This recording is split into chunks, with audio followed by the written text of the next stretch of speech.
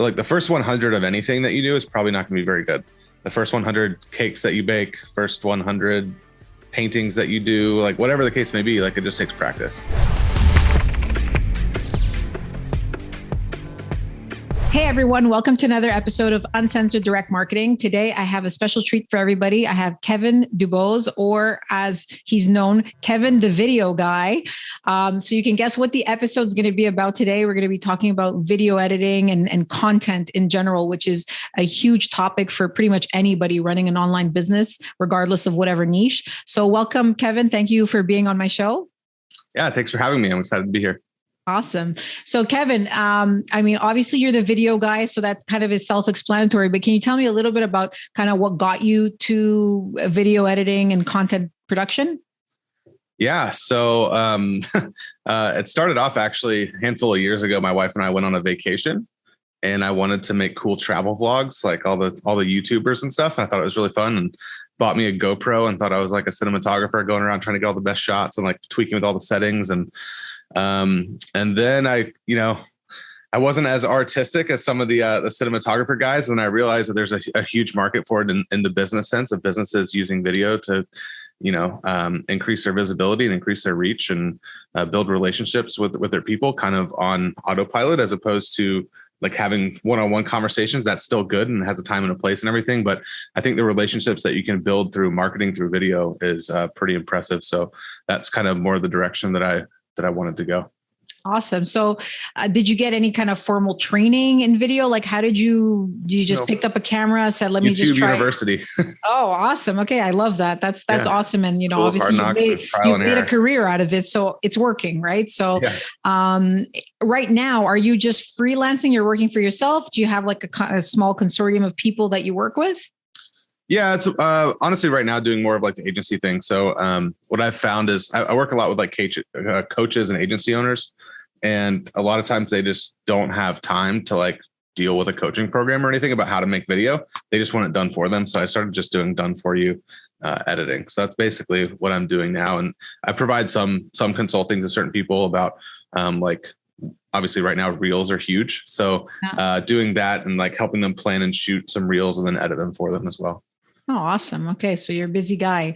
So Kevin, let's get into the meat and potatoes of this conversation. Cause I have obviously, we're recording a podcast here. This is content. So we have the audio and the video version, and I'm going to pick your brain on all stuff that we're doing on video. And I'm hoping that it's going to help a lot of people listening as they're producing content and they're getting there. It doesn't have to be obviously a podcast. It could be anything. It could be social media content. I mean, videos everywhere. Everybody's consuming video content and creating it. It seems like, and you have 18-year-olds and you have 60-year-olds and everybody's just trying to get their stuff out there. So one thing that I find just interesting with video content, and I'm curious, I'm going to say, we're going to start with something controversial and something a little bit, everybody has their ideas, but going viral, like everybody's like, hey, I put this video out as going viral first.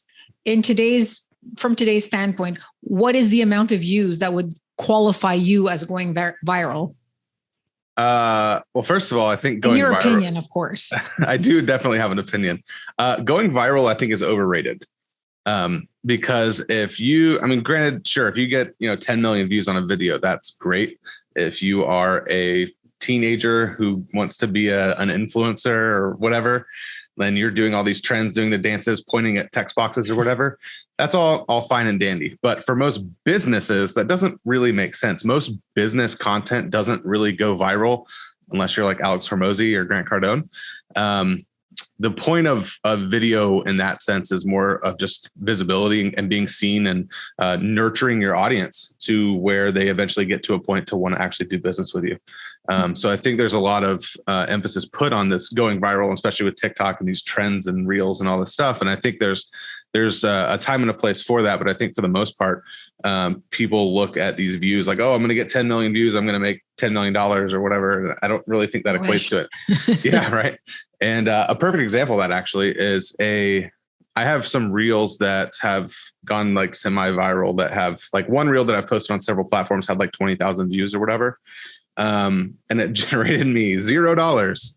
But I have a video that's strategically placed on my Facebook profile that has less than 100 views, and it's generated me thousands of dollars.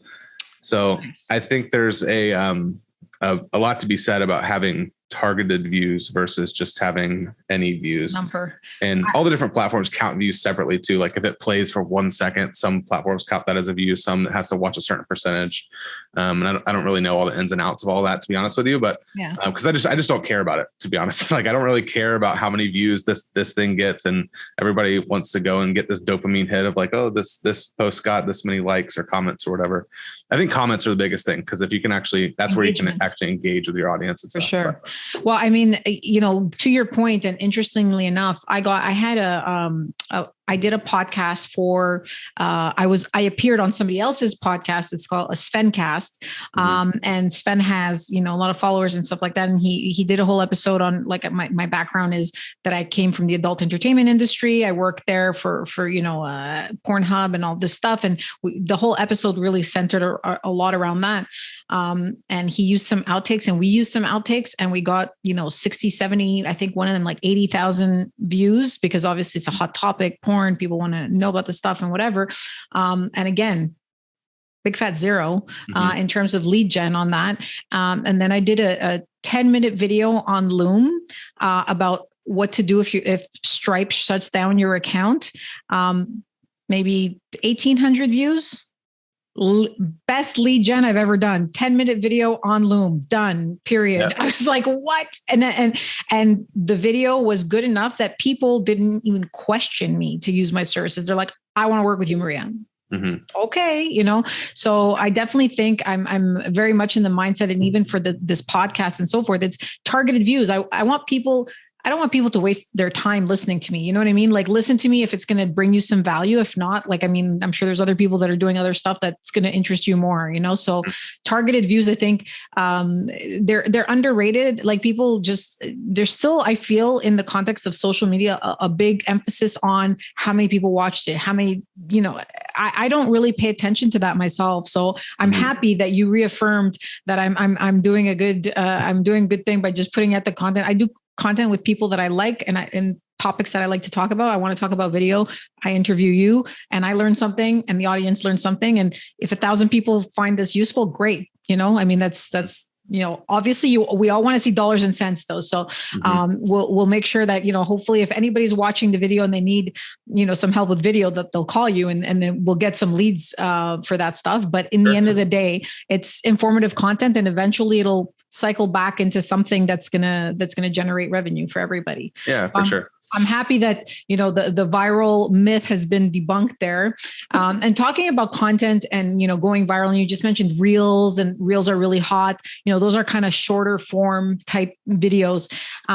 We're talking about like long form content, short form content. Like how does one, I'm just curious, like, in your world, how would you, if I came to you and just had no idea, had no content and was just starting out, like, what would be your advice to get me started? Should I record a 45-minute episode, chop it up? How do I go about this to produce as much content as possible in as little time and obviously make it good?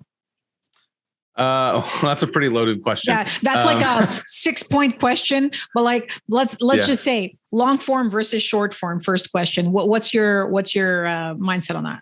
So I think they both definitely have a time and a place for it. Like if you're getting a lot of just like engagement and likes, but it's not really leading to any sales, then you probably need to do more long form content, because that means you're probably focusing on short form. You're doing reels, you're doing trendy stuff that's not really leading to anything. And if it's the opposite, where if you're not really getting any engagement, but you're going on Facebook Live like 45 minutes every day, whatever, and you're not really getting much engagement there, then you should probably use some of that long form content to make short form content. And honestly, a good model of that is what you're doing with this podcast, right? Like when you reached out to me a couple of weeks ago to be on the podcast, I started checking you out and I saw that you were doing what I talk about. You're taking little gold nuggets from these podcasts, like, 30 seconds, a minute, 2 minutes, however long, and creating a little short form, like social media clips for that. And that in turn, as long as you have proper call to actions in place at the end of those, then it like directs attention to the long form piece of content. And that's where they get a little bit more of the education piece. They that's where you're able to explain a little bit more about what you do and demonstrate your knowledge. I think they definitely both have a time and a place. So if you were just starting out, I would probably recommend doing some Facebook Lives, but make sure that either A, you know how to edit videos, or B, hire somebody to just send the file to and say, hey, like chop this up into X amount of pieces of content. And then when you could easily get 30 pieces from one like 30-minute live video. Wow. Yeah, no, I mean, in terms of, the different content platforms and so forth, is there one, I don't know, is there one that you favor in terms of like putting video content? Like, do you find like Instagram gets you the best when it works with like video stuff, or do you think Facebook does better? Like, just obviously this is personal opinion. Yeah. And I mean, it really depends where your audience is too. So like I said, I work a lot with coaches and agency owners, and a lot of them are on Facebook. There's Facebook groups, which I think are a great place to entertain. So like the majority of my stuff is on Facebook, and I've honestly been pretty bad about, actually posting to Instagram. I actually just started posting to Instagram fairly recently and posting to YouTube and stuff. I think if you're doing a lot more long form content, then YouTube is great because it's a search engine. So if you're going to post to YouTube though, make sure you know about, how to do the tags and optimizing your thumbnails and all that stuff. There's a lot of variables that go into YouTube. But another example of targeted views, right? Like I did a tutorial a couple weeks ago on how to edit like the Hormozy style reels that everybody talks about now. Yeah. And I posted it to YouTube, and it's got like 500 views or something. And I had my first call generated from that like last week, actually. So that was pretty neat that, Nice. I made this, I already had it made. I posted to Facebook. I posted it to YouTube too. And now I got a new lead from it. And that I'm actually meeting with him again tomorrow, and that might turn into like a big deal for me. So, Oh, that's awesome. No, I mean, at the end of the day, like Facebook I feel it's a little bit of an older demographic. Instagram's a little bit younger. So TikTok is for younger. So, I mean, it's just a matter of like what you're selling, what you're selling and where the people are at. You're disagreeing with me. Let's see. What do we got to say here? I think the audience on TikTok is a lot more broad than people give it credit for. Okay. Because yes, there is like the high school age, where they're doing all the trendy stuff or whatever. But I think there is a big market of people who are understanding the power of it. And there's several people in this space who like specialize on TikTok, and people are getting like 90% of their clients from TikTok. So I think there's definitely value there. And I think there is more of an older crowd than people give it credit for.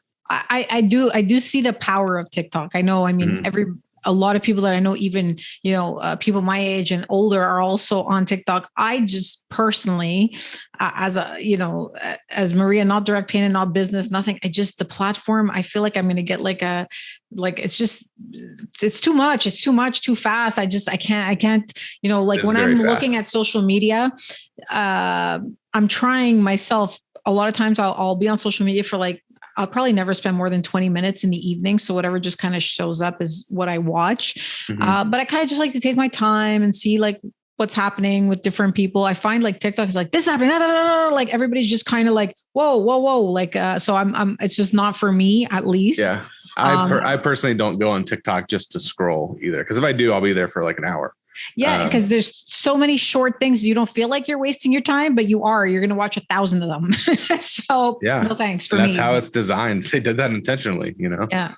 Well, that's awesome. Well, so now I know I had asked you a loaded question, but I do want to get to the long form versus short form. And I'm just curious, like now just getting a little bit more tactical, for a long form video, or it depends on your topic. So let me give you a little bit of background. So obviously for us, it's easy to do a long form because we're going to be talking about video and there's a lot of different topics and so forth. But let's say somebody's selling, let's say supplements or things that are just kind of consumer products.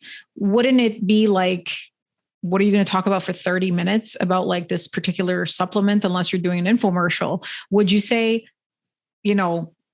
record 10 1-minute bits about something is a good idea? Or is that not even recommended, to just sit here and like spit out 1 minute kind of things, pre-record them and shoot them out later?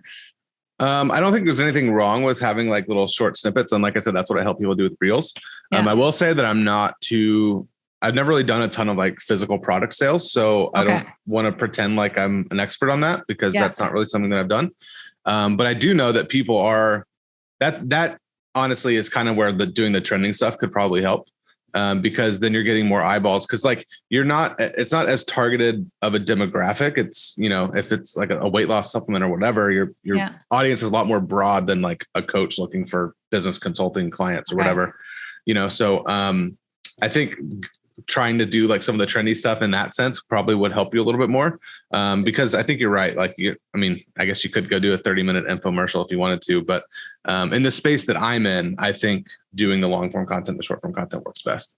So let me ask you this. What's the biggest mistake people make when they're recording content? Well, it's kind of a two-part thing. One is, not doing it strategically, not having call to actions, not paying attention to what stage of the buying cycle your audience is in. You're just like spewing out random stuff all day and every day, because like what it really boils down to, like if you're a fitness coach or whatever, most of what you're talking about boils down to a handful of categories like diet, nutrition, sleep, things like that. So if you can break down each one of those into 4 or 5 subtopics, and if you can get 12 major topics and then 4 or 5 subtopics within each major topic, that's a content topic for each week for the entire year.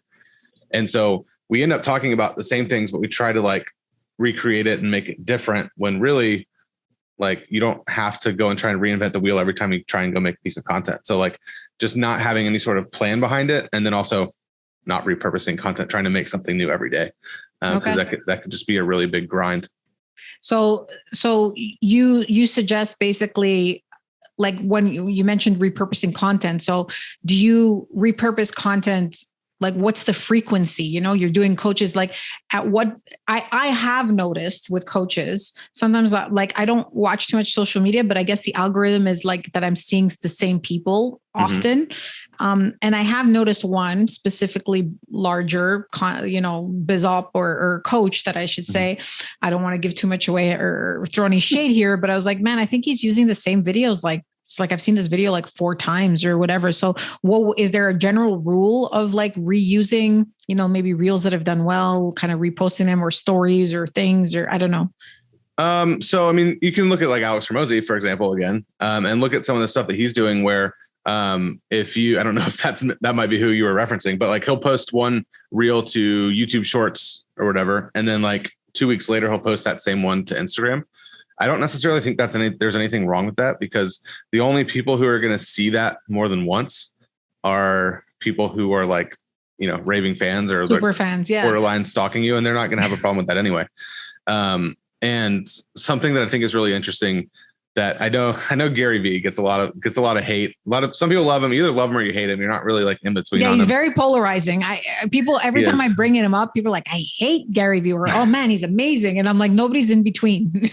Yeah, I actually saw some really interesting stuff on like market manipulation with all the NFT stuff he's been doing. That's kind of, I don't want to throw any shade at Gary Vee, but I think he has reinvented the content game just in the past decade. Yeah. But anyway, so now he has like a, whole content team. He probably has like, 40, 50 editors or whatever that work for him, because he produces so much freaking content. But back in the day when it was D-Rock, I don't know if you're familiar with him. He's the guy who follows him around with a camera at all times. Yeah. I think he just like oversees this whole content team now. I don't think he actually holds the camera. But once they started growing and having editors, even D-Rock, the guy who was shooting all this content, wasn't seeing everything that Gary Vee was posting, because they had people working behind the scenes creating all this stuff. So like, it's pretty interesting to me that the head of Gary Vee's content team wasn't even seeing everything that Gary Vee was posting. So to think that all of your audience is seeing everything that you're posting, it's just not happening. Yeah, no, I mean, I guess you're right. Sometimes like when I'm talking about my podcast to certain people, I have a couple of, some loyal fans and that listen every week and stuff like that. And I also, I post on my social media, but I do have somebody who helps me with social media and stuff like that. And sometimes because I see it so often, I'm like, oh, don't you think we kind of use that all over again? But then randomly we'll post something and somebody will come up and say, oh, that's a great insight. I didn't know that. And it kind of always brings me back to like, you know what? Not everybody sees everything. There's so much information that you might as well just reuse it. I was just kind of curious, like, we're talking now, and this is like, again, a little bit more technical in terms of question, but you're talking about how to post, when to repost and stuff like that. Do you create like a content calendar? Like, how do you manage and how do you make sure that, somebody who has a lot of content, like myself, Direct Painted, we have a lot of content. We have a lot of podcast content. We have a lot of blog content. We have written content. We have a lot of stuff. So is there any kind of, I don't know, some tool that you use to help you kind of plan out where to put the content and when you can reuse something that did well again or something like that? Yeah, I mean, there's tons of different tools you can use. I just like a good old fashioned spreadsheet, to be honest with you. Okay. Because like when you make a post on Facebook or Instagram or whatever, you can just copy and paste the link in there, and you can kind of keep track of. You can have this entire spreadsheet of like these 100 posts did really well, and then so you can kind of either reuse them 6 months from now or kind of recreate something around the same style. Yeah. But kind of to what you were saying a second ago, that you're always gaining new followers and new friends and new whatever. I mean, as long as you're grinding and growing, you're always gaining new people following you. And unless they're actually going to your page to look at your profile, they're not really seeing your posts, especially the ones you posted a month ago. Yeah. So, I mean, I guess there is a certain percentage of friends who have been following you for a while or followers that have been following you for a while. If you post something again that you posted a month ago, then I think that might be a little too soon. Like 3 months, I think is probably a good amount of time. Yeah. There might be a little bit of repetition there, but I don't think it's to the point where it's like, oh my God, this guy keeps posting the same shit over and over again. You know what I mean? Well, you just gave an answer. You said 3 months, so I'm holding you to it. I'm going to try that out.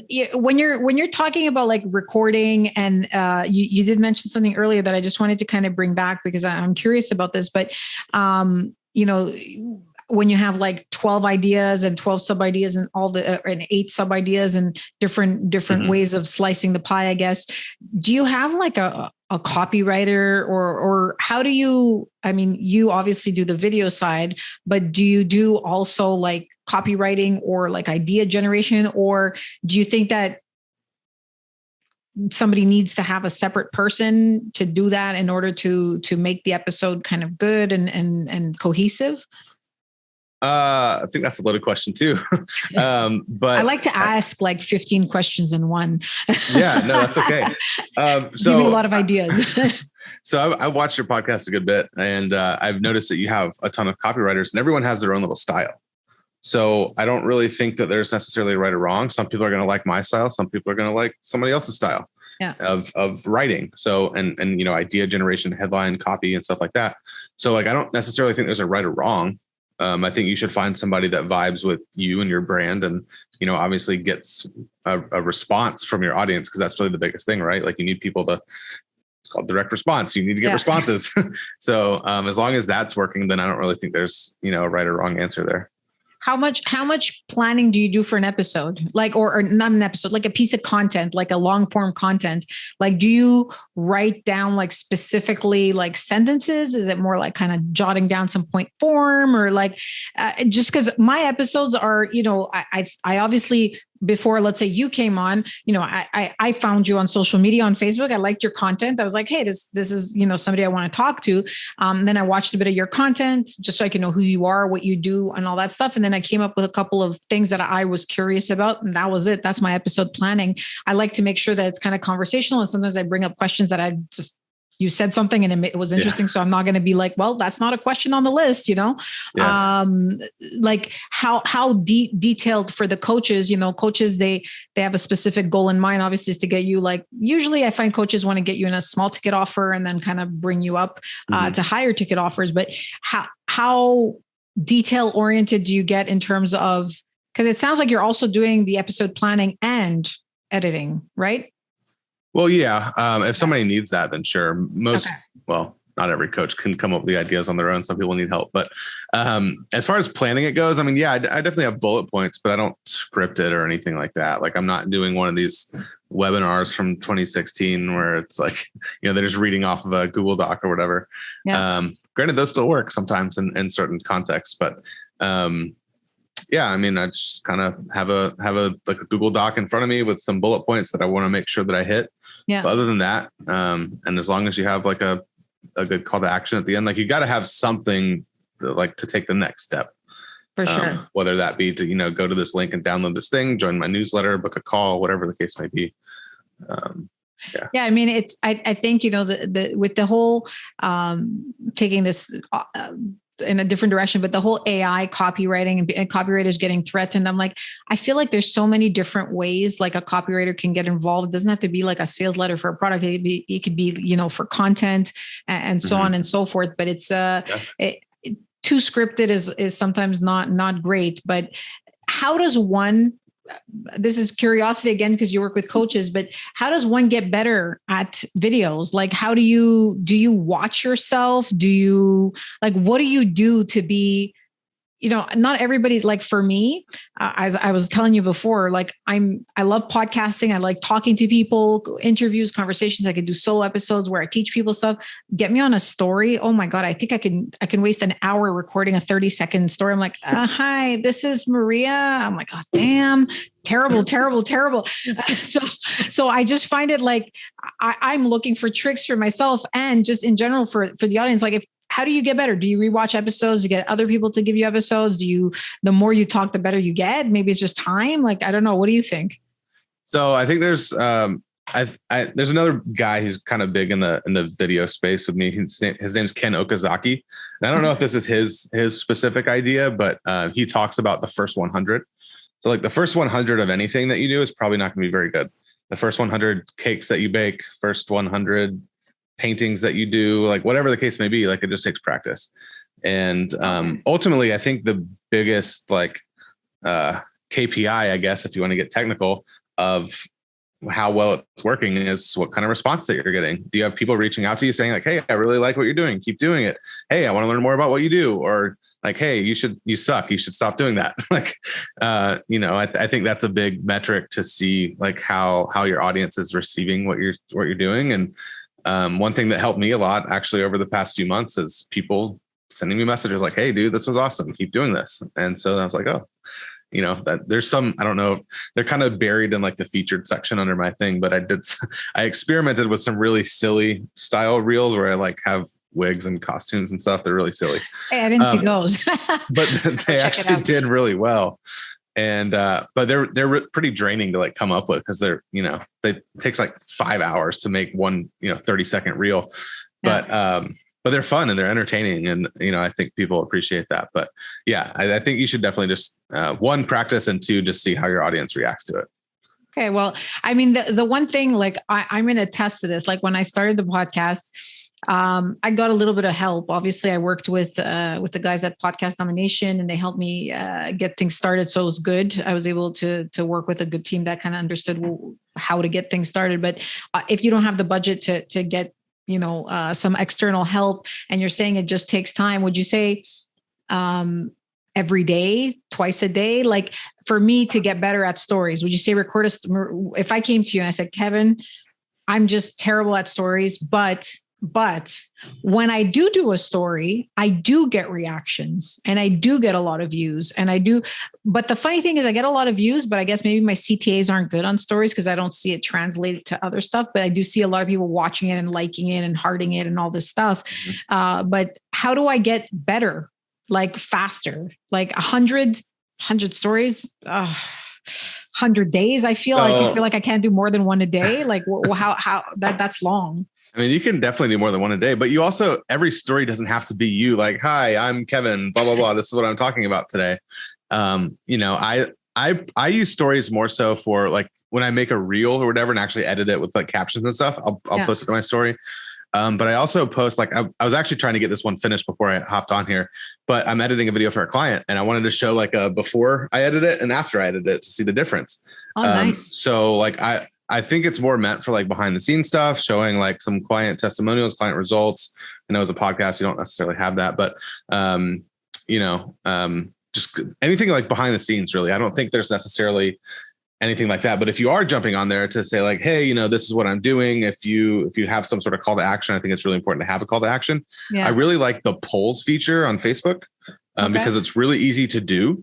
So I have found that some people push it by accident. Like, so they'll vote on the poll and then I'll message them like, hey, like, thanks for voting on the poll. It's like, oh, that was an accident. Like, oh, whatever. Or their child.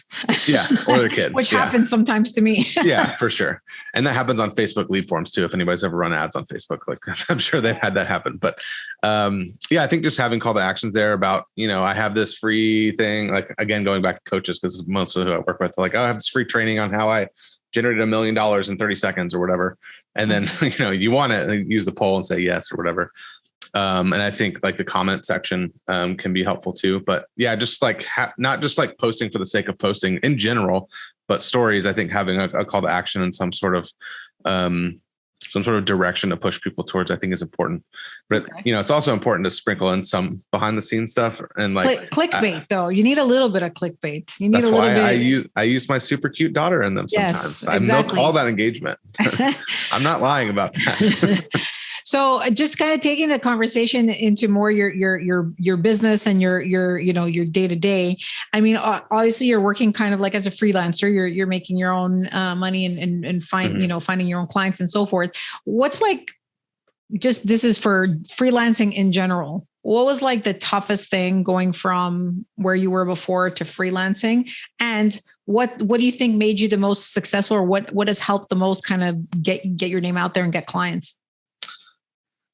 The thing that helped me the most is probably my wife being super supportive of me, because I had a lot of ups and downs, and I see all these stories of people being like, oh, my parents, my friends are telling me I'm stupid for trying to start my own business or whatever. I'm so fortunate that I didn't have that. My mom has been super supportive. My wife has been super supportive. So I think having a support system is probably one of the biggest things, because it's not easy. And I think there are some people who are just naturally talented at, copywriting or whatever the case may be. And they do pretty well fairly quickly. But, I've seen those graphics with like what most people think entrepreneurship is, and it's a straight line, but like what it actually is, it's like all this squiggly stuff. But yeah, and that's definitely the biggest thing that's helped me. And what was the other part of the question? What was like my biggest struggle? Yeah. Just consistency, I guess, like, staying motivated when something doesn't go my way. It's been a lot of, trial and error, and like, let me try this and see if this works. Kind of like with the wigs and the costumes, and it kind of did work, but it didn't really go where I wanted it to go. And then also I think something that's really important is like sticking to what you know and what you believe in, because I was in several coaching programs who were trying to get me to do this like fancy coaching offer where I like make them more confident on camera and do all this and that, which I like couldn't even communicate it myself. So I had zero confidence in what I was offering, and I made 0 sales in like 6 months. So I'm like, this isn't working. And they just kept telling me, it's like, oh, you're not, limiting beliefs and whatever. So I was like, screw you guys. I'm going to do what I know how to do. And that's edit videos. I'm not the best editor in the world, but I think I am good enough to, get where I've gotten. And so once I stuck to what I know and what I know I'm good at and what I'm confident in, that's when things really started to take off for me. Well, I mean, I completely agree. And just kind of in closing for me as well is that, we can't be everywhere all the time. You know what I mean? I can't be on TikTok, LinkedIn, Reels, there's just so many hours of the day. You try to repurpose content, like you said, but, unless you have, a Gary V style team behind you kind of doing that, it's hard to be everywhere. So sometimes it's important to pick a lane and do well in that lane and then grow from there. Like for me specifically, like we do well on LinkedIn, which is a platform that most people hate. People are like, oh, LinkedIn. But, my content does well. It's business to business content. This is where people are looking for this type of information. So it's not the most exciting platform, but I don't give a shit. I get leads from it and it works. So let's keep doing it. Video does really well on LinkedIn, by the way. Oh, really? Okay, good. So we're going to have a few things to talk about as well after this. So, I mean, it's just, some people just, at first I was trying to do a lot of stuff on Instagram. It wasn't working. It's just like nobody was engaging with us. We were getting a whole bunch of bots. It was so frustrating. I'm like, why am I forcing to be on Instagram when I put the same video on LinkedIn and it does really well and people like it and I get comments, and then I do that on Instagram, it does nothing. So let's just format our content and get content that's going to do well on LinkedIn. We'll repurpose it on Instagram. If it falls on somebody, great. If not, it is what it is. And that's it. I just find there's just this like pressure on being number one on everything that it gets a little bit exhausting, so. Yeah, for sure. And fun fact about LinkedIn, I think only like 3% of the like 800 million users actually create content.